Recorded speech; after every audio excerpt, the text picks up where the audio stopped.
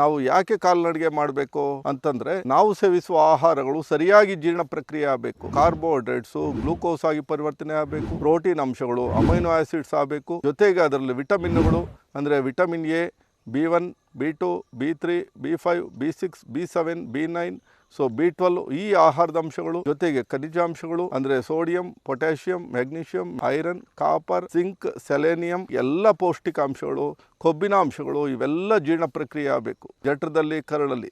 ಇದಕ್ಕೋಸ್ಕರ ನಾವು ಚೆನ್ನಾಗಿ ವಾಕಿಂಗ್ ಮಾಡಬೇಕು. ನಾವು ಯಾಕೆ ವಾಕಿಂಗ್ ಮಾಡಬೇಕು ಅನ್ನೋದಾದರೆ, ಹೀಗೆ ಉತ್ಪತ್ತಿಯಾಗುವ ಜೀವಕೋಶಗಳು, ಹೀಗೆ ಉತ್ಪತ್ತಿಯಾಗುವ ಪೌಷ್ಟಿಕಾಂಶಗಳು ಕರಳಿಂದ ರಕ್ತಕ್ಕೆ ಅಬ್ಸಾರ್ಪ್ಷನ್ ಆಗಬೇಕು. ಅಂತಂದರೆ ವಿಲ್ಲೈ ಅಂಗಾಂಶಗಳ ಮೂಲಕ ಅದು ರಕ್ತಕ್ಕೆ ಸೇರ್ಪಡೆ ಆಗಬೇಕು.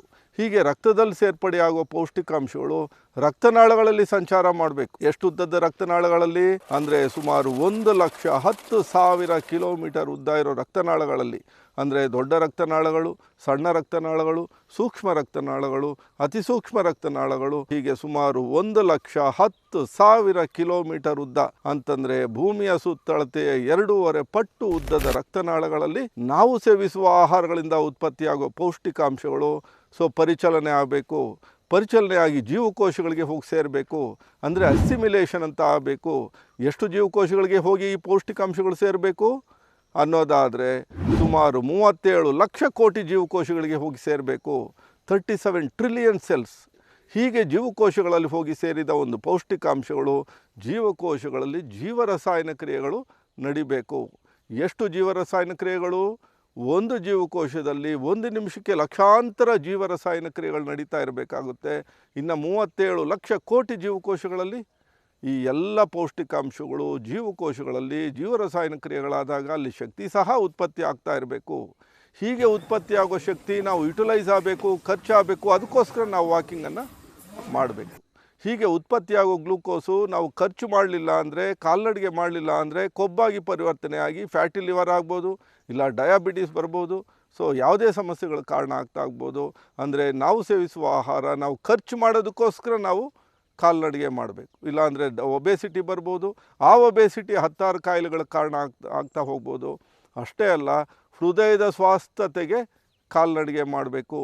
ಹೃದಯದ ಬಡಿತ 1 ನಿಮಿಷಕ್ಕೆ ಸುಮಾರು 72 ಸರಿ ಸರಾಸರಿ ಅನ್ನೋದಾದರೆ, ಒಂದು ದಿನಕ್ಕೆ ಸುಮಾರು 1 ಲಕ್ಷ ಸರಿ ಸರಾಸರಿ ಹೃದಯದ ಬಡಿತ ಸರಿಯಾಗಬೇಕು, ಹೃದಯದ ಸ್ವಾಸ್ಥ್ಯತೆ ಸರಿಯಾಗಬೇಕು, ರಕ್ತ ಪರಿಚಲನೆ ಆಗಬೇಕು.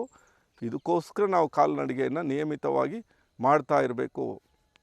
ಅಷ್ಟೇ ಅಲ್ಲ, ಜೀವಕೋಶಗಳಲ್ಲಿ ಜೀವರಸಾಯನ ಕ್ರಿಯೆಗಳಾದಾಗ ಅಲ್ಲಿ ವೇಸ್ಟು ಉತ್ಪತ್ತಿ ಆಗ್ತಾ ಇರುತ್ತೆ. ಯೂರಿಯಾ, ಯೂರಿಕ್ ಆ್ಯಸಿಡ್ಡು, ಕ್ರಿಯೇಟಿನೈನು, ಜೊತೆಗೆ ರಕ್ತದಲ್ಲೇನಾದರೂ ಗ್ಲೂಕೋಸ್ ಹೆಚ್ಚಿಗೆ ಇದ್ದರೆ ಅತಿಯಾದ ಸೋಡಿಯಮು, ಪೊಟ್ಯಾಷಿಯಮು, ಹೀಗೆ ಈ ಅನುಪಯುಕ್ತ ಪದಾರ್ಥಗಳು, ಹೆಚ್ಚಿಗೆ ಇರೋ ಪದಾರ್ಥಗಳು ಅಂತಂದರೆ ಆಹಾರದ ಅಂಶಗಳು ಯೂರಿನ್ ಮೂಲಕ ಹೋಗ್ತಾ ಇರಬೇಕಾಗುತ್ತೆ. ಕಿಡ್ನಿ ಕೆಲಸಗಳಿಗೆ ನಾವು ಚೆನ್ನಾಗಿ ಕೆಲಸ ಮಾಡಬೇಕು, ಚೆನ್ನಾಗಿ ಕಾಲ್ನಡಿಗೆ ಮಾಡಬೇಕು. ಕಾಲ್ನಡಿಗೆ ಚೆನ್ನಾಗಿ ನಾವು ಮಾಡೋದ್ರಿಂದ ಮೂತ್ರ ವಿಸರ್ಜನೆ ಸರಿಯಾಗಿ ದೇಹದ ಶುದ್ಧ ಆಗ್ತಾ ಹೋಗುತ್ತೆ. ಕಾಲ್ನಡಿಗೆ ನಾವು ಯಾಕೆ ಮಾಡಬೇಕು ಅಂತಂತಂದರೆ, ಚರ್ಮದ ಆರೋಗ್ಯಕ್ಕೆ ಕಾಲ್ನಡಿಗೆ ಮಾಡಬೇಕು. ಚೆನ್ನಾಗಿ ಬೆವರು ಬಂದು ಆ ಬೆವರಿನ ಮೂಲಕ ದೇಹ ಶುದ್ಧ ಆಗಬೇಕು ಅಂತಂದರೆ ಕಾಲ್ನಡಿಗೆಯನ್ನು ನಾವು ನಿಯಮಿತವಾಗಿ ಮಾಡ್ತಾ ಇರಬೇಕು. ಕಾಲ್ನಡಿಗೆ ನಾವು ಯಾಕೆ ಮಾಡಬೇಕು ಅಂತಂದರೆ, ಡಯಾಬಿಟಿಸ್ ಬರದೇ ಇರೋ ಥರ ಇರೋದಕ್ಕೆ ಕಾಲ್ನಡಿಗೆ ಮಾಡಬೇಕು. ಡಯಾಬಿಟಿಸ್ ಬಂದಿದ್ದರೆ ನಿಯಂತ್ರಣ ಮಾಡೋದಕ್ಕೂ ಸಹ ಕಾಲ್ನಡಿಗೆ ನಾವು ಮಾಡಬೇಕು. ಕಾಲ್ನಡಿಗೆ ನಾವು ಯಾಕೆ ಮಾಡಬೇಕು ಅಂತಂದರೆ, ಮೂಳೆಗಳ ಗಟ್ಟಿತನಕ್ಕೆ ಕಾಲ್ನಡಿಗೆ ಮಾಡಬೇಕು. ಕಾಲ್ನಡಿಗೆ ಮಾಡೋದ್ರಿಂದ ಹೇರಳವಾಗಿ ನಮಗೆ ಬಿಸಿಲನ್ನು ನಾವು ಪಡಿಬೋದಾಗಿರೋದ್ರಿಂದ, ಆ ಬಿಸಿಲಿನ ಮೂಲಕ ವಿಟಮಿನ್ ಡಿ ನಮ್ಗೆ ಹೆಚ್ಚಿಗೆ ಸಿಗೋದ್ರಿಂದ ಕ್ಯಾಲ್ಶಿಯಂ ಜೀರ್ಣತೆ ಹೆಚ್ಚಾಗಿ ಮೂಳೆಗಳ ಬಲಿಷ್ಠತೆ, ಮೂಳೆಗಳ ಗಟ್ಟಿತನ ಮತ್ತು ಮೂಳೆಗಳ ಬೆಳವಣಿಗೆಗೆ ನಾವು ಕಾಲ್ನಡಿಗೆ ಮಾಡಬೇಕು. ಕಾಲ್ನಡಿಗೆ ನಾವು ಯಾಕೆ ಮಾಡಬೇಕು ಅಂತಂದರೆ, ಮಾಂಸಖಂಡಗಳ ಸ್ಥಿತಿಸ್ಥಾಪಕ ಶಕ್ತಿ ಚೆನ್ನಾಗಿ ಅದು ಚೆನ್ನಾಗಿ ಕಾರ್ಯನಿರ್ವಹಿಸೋದಕ್ಕೆ ನಾವು ಕಾಲ್ನಡಿಗೆಯನ್ನು ಮಾಡಬೇಕು. ಕಾಲ್ನಡಿಗೆ ಇಷ್ಟೇ ಅಲ್ಲ, ನಮ್ಮ ಮಿದುಳಿನ ಸ್ವಾಸ್ಥ್ಯತೆಗೆ ಕಾಲ್ನಡಿಗೆ ಬೇಕು. ಕಾಲ್ನಡಿಗೆ ನಾವು ನಿಯಮಿತವಾಗಿ ಮಾಡೋದ್ರಿಂದ ನೆನಪಿನ ಶಕ್ತಿ ವೃದ್ಧಿಯಾಗೋದಷ್ಟೇ ಅಲ್ಲದೆ ಡಿಮೆನ್ಷಿಯಾ, ಅಲ್ಝಮರ್ಸ್ ಡಿಸೀಸ್ ಅಂದರೆ ನೆನಪಿನ ಶಕ್ತಿಯ ದೋಷಗಳು ಬರದೇ ಇರೋ ಥರ ಇದಕ್ಕೆ ನಾವು ಕಾಲ್ನಡಿಗೆಯನ್ನು ಮಾಡಬೇಕು. ಕಾಲ್ನಡಿಗೆ ನಾವು ಯಾಕೆ ಮಾಡಬೇಕು ಅಂತಂದರೆ, ಪಾರ್ಕಿನ್ಸನ್ಸ್ ಮುಂತಾದ ನರಸಂಬಂಧಿ ಕಾಯಿಲೆಗಳು ಬರದೇ ಇರಬೇಕು ಅನ್ನೋದಾದರೆ ನಾವು ಕಾಲ್ನಡಿಗೆ ಮಾಡಬೇಕು. ಕಾಲ್ನಡಿಗೆನೇ ನಮ್ಮ ಬದುಕು. ಕಾಲ್ನಡಿಗೆ ನಾವು ಯಾಕೆ ಮಾಡಬೇಕು ಅಂದರೆ, ಕಾಲ್ನಡಿಗೆ ನಮ್ಮ ಆರೋಗ್ಯಕ್ಕೆ ಮಾಡಬೇಕು, ನಮ್ಮ ಆಯಸ್ಸಿಗೋಸ್ಕರ ನಾವು ಮಾಡಬೇಕು. ನಾವು ಕಾಯಿಲೆಗಳು ಬರದೇ ಇರೋ ಥರ ಇರಬೇಕು ಅನ್ನೋದಾದರೆ ಕಾಲ್ನಡಿಗೆ ಮಾಡಬೇಕು. ಕಾಲ್ನಡಿಗೆನೂ ಸಹ ನಮ್ಮ ಆಹಾರದ ಅಂಶ ಅಂತ ನಾವು ಭಾವಿಸಬೇಕು.